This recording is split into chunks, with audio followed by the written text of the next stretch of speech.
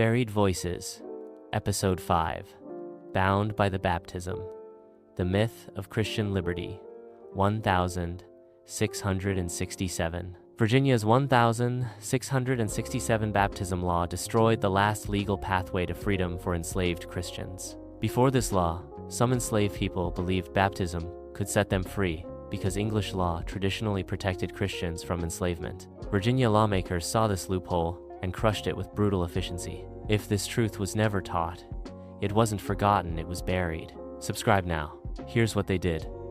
They passed legislation stating that baptism would never free any enslaved person, regardless of their faith. This wasn't just about religion, it was about money. Plantation owners were terrified that mass conversions would empty their fields and bankrupt their fortunes. The law had devastating psychological effects.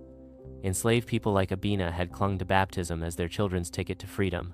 Imagine being pregnant, newly baptized, believing your child would be born free, only to discover that Virginia had legally sealed your baby's fate before birth. This legal maneuver transformed Christianity from potential liberation into a tool of control.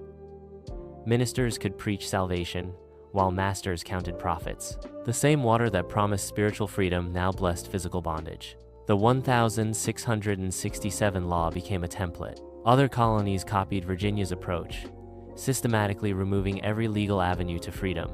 They didn't just want bodies, they wanted souls convinced that enslavement was God's will.